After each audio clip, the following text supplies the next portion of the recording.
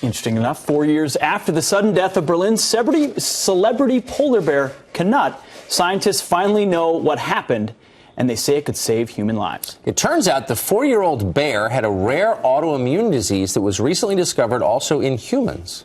Well, here with more is Fox News Medical A-Team's Dr. David Samadi. Good morning. Thanks for being with us. Good to see you. How is it this cute, cuddly creature that everybody fell in love with, and when it died, everybody was heartbroken, but there's a silver lining? It could save human lives? Yeah, so this is very famous, as you can see from the pictures. This bear was on the cover of Vanity Fair.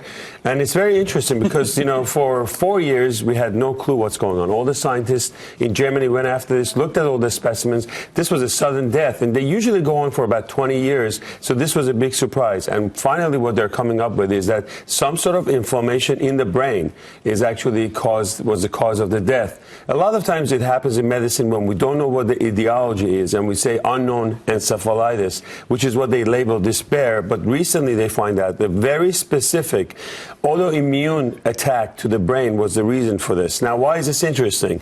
Because we're also finding this in human, and in the last 8 to 10 years, we're finding out that there are cases in human beings that has actually killed some men and women out there. I don't want to blame the victim here, but is there something about his lifestyle that gave him this disease?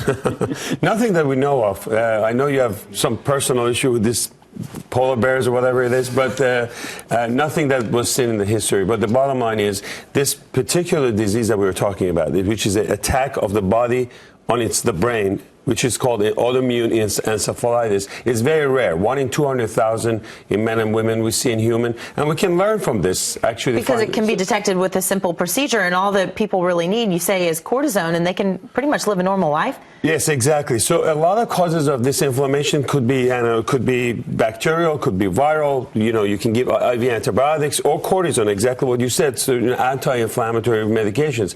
Had we known this, we could have saved this polar bear. So we're using this to learn and hopefully save many human lives. So I did the back of the math, or back of the envelope math. 1,600 people in America. So it is a very rare. Extremely rare. If it happened in 2011 and we're finding out now medically, why did it take 4 years? How are they still looking at the polar bear 4 years later? Well, what happened was some genius actually went back and looked at all the CSF fluid, and it's the fluid that's around the spine, and they found a very specific antibody against that receptor called NMDA, which nobody looked, and bothered to look at it because it wasn't as important. So they went back 4 years later and say, wait a second, I have the same type of patients in my practice, which is so rare. Let's go back and find out what those specimens looks like. And guess what? That's exactly what killed the bear. So just to be clear, can we catch this from polar bears? No, you can't. Okay, you have nothing. Okay. Well, we have other things to worry about with polar bears. They do eat a lot of other things, but you're safe. Somewhere a graduate medical student was doing research on the polar bear No. 4 years after the incident happened. It's a long autopsy. There you go. Dr. Samadi, thank you. All right, guys.